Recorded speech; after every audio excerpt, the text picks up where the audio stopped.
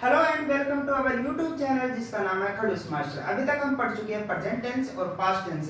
Present tense में वे घटनाएं आती है जो प्रेजेंट में घटित हो रही है, जो फिलहाल अभी हमारे साथ जो घटित हो रही है, और जो पास्ट टेंस है उसमें आती है भूतकाल में घटित होने वाली घटनाएं।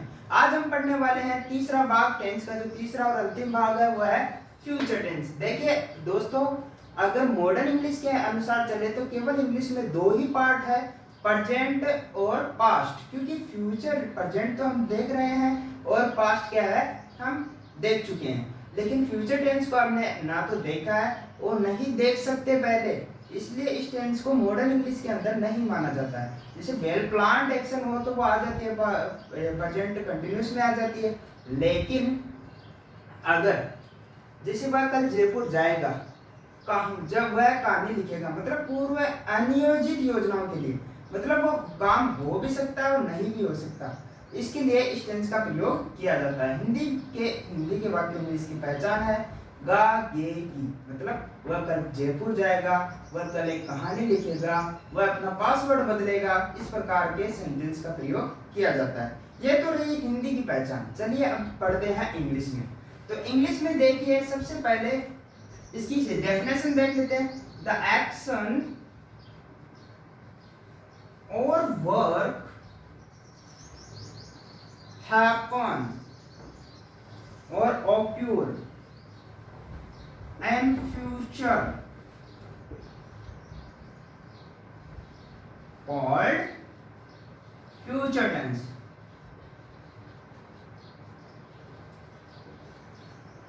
जो कार्य हैं या घटनाएं हैं वो किस समय में घटित होंगी? फ्यूचर में घटित होने वाली है, मतलब उनका अनुमान है, कंफर्मेशन नहीं है, उसके लिए इस टेंस का प्रयोग किया जाता है। चलिए इसमें सबसे पहले पढ़ते हैं हम अफर्मेटिव सेंटेंस।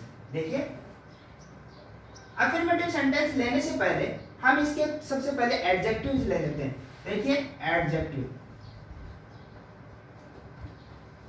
एडजेक्टिव है टुमारो, टुमारो फ्यूचर के टुमारो, नेक्स्ट के साथ डे, मंथ, ईयर, आवर, इन शब्दों का प्रयोग करना।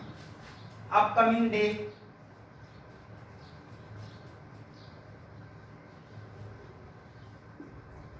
Upcoming day, month,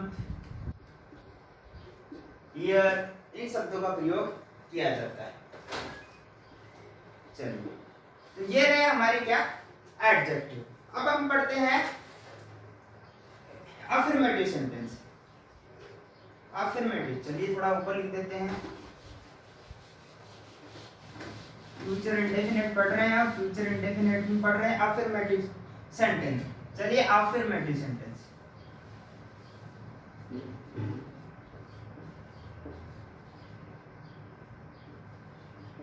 affirmative sentence का सेंटेंस स्ट्रक्चर है, सबसे पहले आएगा सब्जेक्ट, उसके जस्ट बाद में आएगा विल या शैल, शैल, शैल बने हुआ है शैल, फिर वर्ब की फर्स्ट फॉर्म, फिर object. Subject will shell plus verb first form फिर ऑब्जेक्ट। देखिए इस प्रकार से विल का प्रयोग करते हैं। विल का प्रयोग करते हैं किसके अनुसार? देखिए शैल का प्रयोग करते हैं फर्स्ट पर्सन के लिए, जैसे आई और वी के लिए शैल का प्रयोग करते हैं। और विल का प्रयोग कहाँ करते हैं? विल का प्रयोग सेकंड और थर्ड पर्सन के लिए करते हैं, जैसे ही, सी, इट, या कोई एक नाम हो या नाउन हो तो इनके लिए प्रयोग किया जाता है। आई और वी स्पेशली किसके लिए आते हैं? शैल के लिए। ये तो रही बुक्स की बात। तो देखिए I shall go to Delhi tomorrow, तो ये आई के साथ, आई और बी के साथ हमेशा शैल रहेगा। चलिए सेंटेंस बनाते हैं। तो आई shall go to Delhi tomorrow, मैं कल कहाँ जाऊंगा? जयपुर जाऊंगा। कंपल्सेशन नहीं है कि जाना ही है। अगर आई के साथ विल आ गए यहाँ पे तो ये कंपल्सरी हो जाएगा। देखिए इसका प्रयोग बहुत सी बुक्स में आई के साथ विल भी मिलता है, तो वो कैसे मिलता है? विल और शैल क्या है, मॉडल वर्ब भी है। क्या है दोस्तों, मॉडल वर्ब, मॉडल वर्ब। और इनको क्या कर दिया गया, इंटरचेंज कर दिया गया। देखिए I shall go to Delhi tomorrow means कि वह कल दिल्ली जाएगा, लेकिन कंपल्सरी नहीं है, कंपल्सेशन नहीं है कि वो जाएगा ही नहीं। लेकिन अगर आई के साथ विल आ गया तो मतलब कंपल्सरी है, उसे जाना ही होगा कि वह कल जयपुर जाएगा तो जाएगा। तो इनको क्या है, मॉडल वर्ब में क्या कर दिया गया, इंटरचेंज कर दिया। लेकिन जब भी हम अगर टेंस का प्रयोग कर रहे हैं तो हमें यही फॉर्मूला यूज करना है। ये तो मैंने आपको समझाने के लिए बताया। They will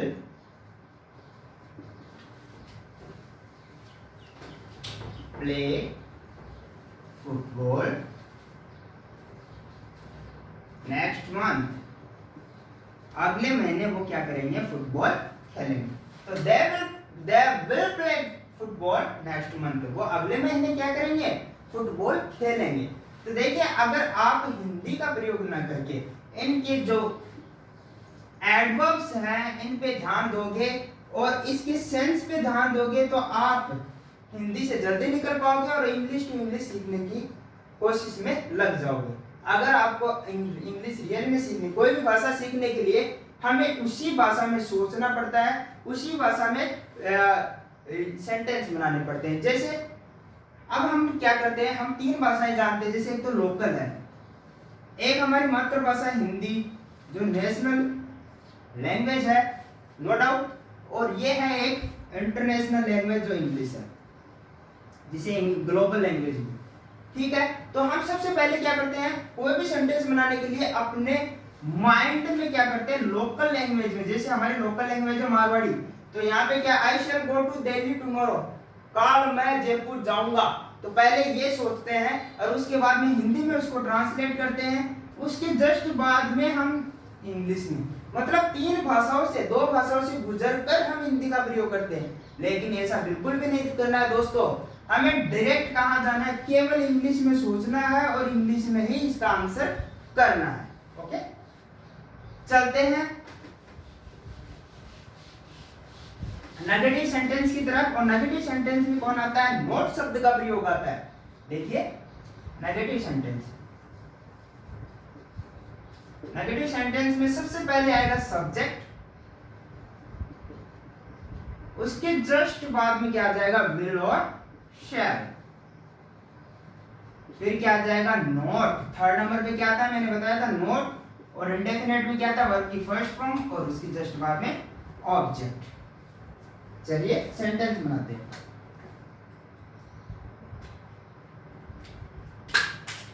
example, they will not write a letter।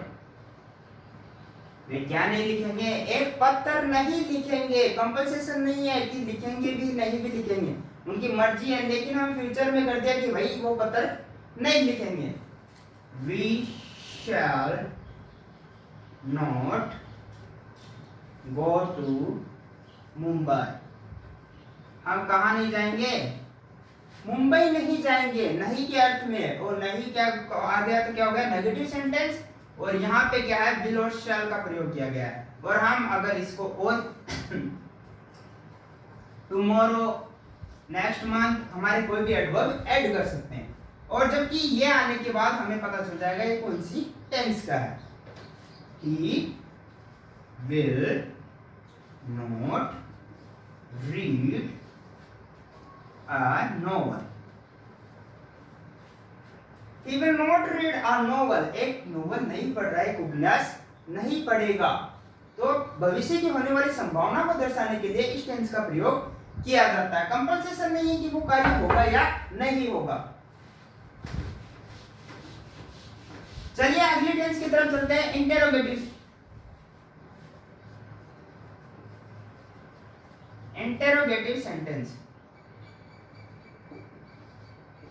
Interrogative sentence. Interrogative sentence क्या होते हैं दोस्तों, लास्ट में क्या आएगा, क्वेश्चन मार्क आएगा। और दो प्रकार के इंटेरोगेटिव सेंटेंस होते हैं, एक तो होता है हेल्पिंग वर्ब से शुरू होने वाला और एक होता है WH वर्ड से। चलो दोनों ही देख लेते हैं इनके स्ट्रक्चर क्या है। तो सबसे पहले हमारी हेल्पिंग वर्ब क्या है, विल और शैल, फिर आएगा सब्जेक्ट, फिर क्या आएगा वर्ब्स फर्स्ट फॉर्म, उसके जस्ट बाद में क्या आ जाएगा ऑब्जेक्ट, और फिर क्या आएगा क्वेश्चन मार्क। इसी प्रकार से अगर WH वर्ड वाला करते हैं तो सबसे पहले क्या आ जाएगा WH वर्ड, उसके जस्ट बाद में विल और शैल, सब्जेक्ट, उसके जस्ट बाद में वर्ब की first form and later object. Okay, चलिए सेंटेंस बनाते हैं। एग्जाम्पल है आई विल, अच्छा sorry, shall we play cricket.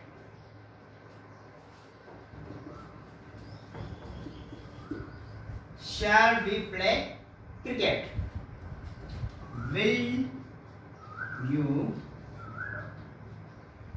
stop talking?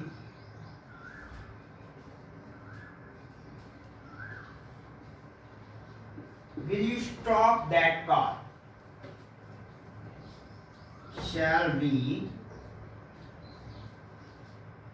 read this book? तो shall we play cricket? Will you stop that car? Shall we read this book? I hope सबको समझ में आ रहा होगा। चलिए अब पढ़ते हैं WH वर्ड वाले examples. Why will you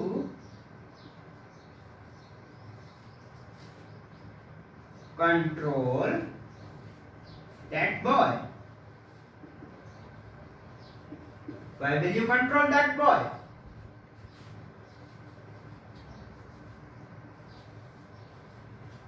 When shall I change my password?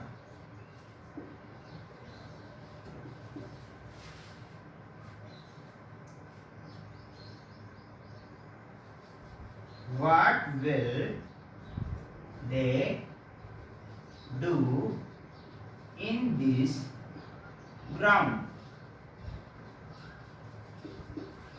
आया समझ में? विल और शैल का प्रयोग हो रहा है और क्या हो रही है, वर्ब की फर्स्ट फॉर्म का प्रयोग हो रहा है। सबको समझ में आया?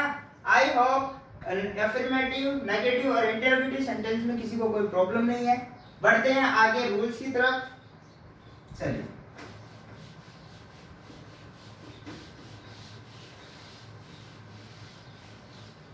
तो गाइस रूल्स है, सबसे पहला रूल्स हमने ये तो एडजेक्टिव वाला इसी के साथ पढ़ लिया है, और दूसरा रूल्स है कंडीशनल सेंटेंस। और हमने कौन से टेंस में पढ़ा था?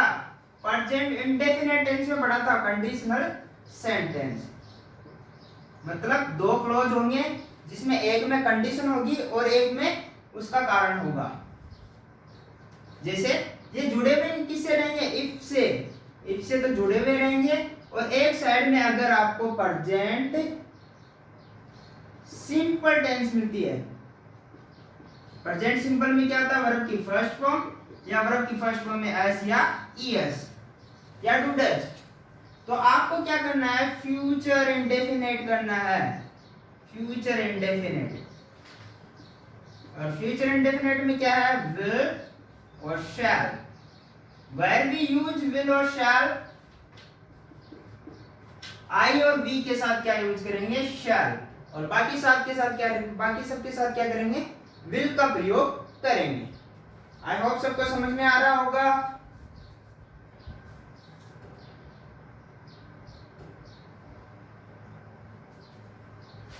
चलिए एग्जाम्पल देखिए।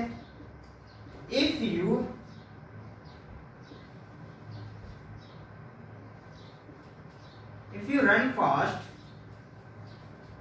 you will win the race.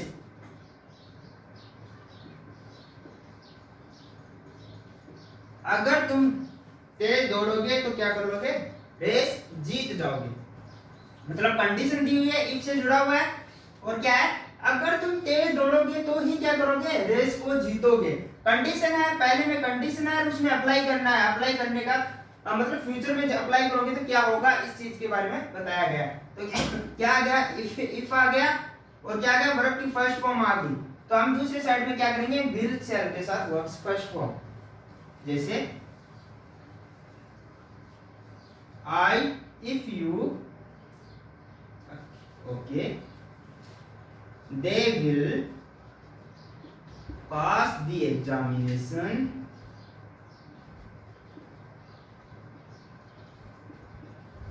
if they work hard। Work hard और स्टडी वेल कुछ भी कर लीजिए। अगर वो क्या कर लेंगे, वे एग्जामिनेशन पास कर लेंगे, लेकिन कंडीशन क्या है, उनको क्या करना पड़ेगा, हार्ड वर्क उनको करना पड़ेगा। आई बात समझ में। चलिए अगला रूल, अगला रूल है जिसे प्रिडिक्शन करते हैं ना, हम पहले पता करते हैं। जैसे आई एम श्योर इंडिया जीत जाएगा, जैसे कुछ वर्ड्स है, I sure, I believe, I expect, बहुत से वर्ड है, I sure, I believe, I expect, बहुत से ऐसे वर्ड हैं जो क्या कि फ्यूचर को दर्शाते हैं। जैसे हम प्रिडिक्शन नहीं लगाते, हम पता नहीं करते क्या, भविष्य की योजनाएं बनाते हैं कि हाँ फ्यूचर में क्या होगा, इंडिया मैच जीत जाएगी। जैसे आई एम श्योर इंडिया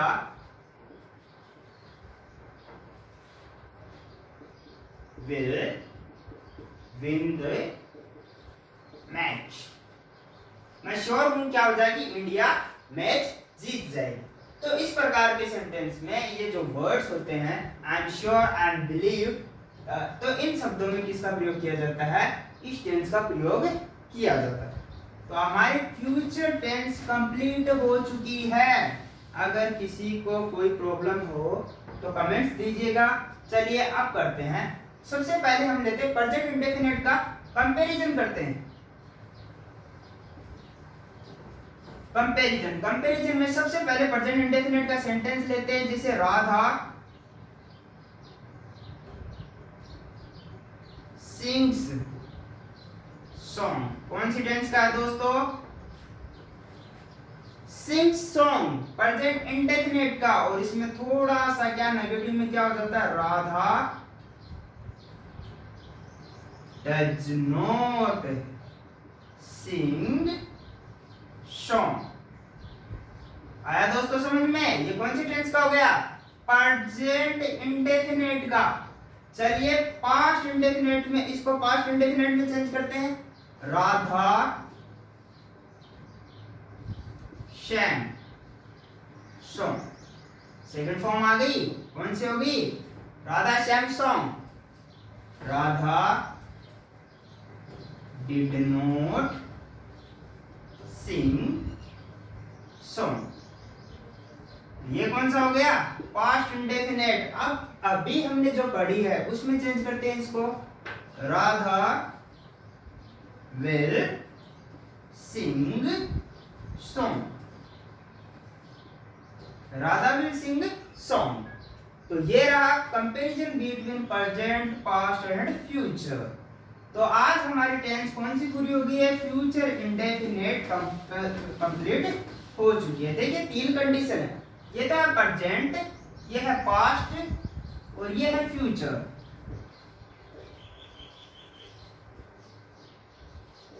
इसमें देखिए डेफिनेट होता है, डेफिनेट डिफिशियंसी होती है कि इसमें डेफिनेटली। प्रेजेंट को तो हम देख चुके हैं, देख रहे हैं, पास्ट को हम देख चुके हैं, और फ्यूचर क्या है, संभावना व्यक्त करने के लिए, ये है भी नहीं भी है, तो इसके लिए इसमें विल और शैल का प्रयोग किया जाता है। बाकी अगली टेंस फ्यूचर कंटिन्यूअस टेंस हम पढ़ेंगे अगले वीडियो में। तब तक के लिए थैंक यू।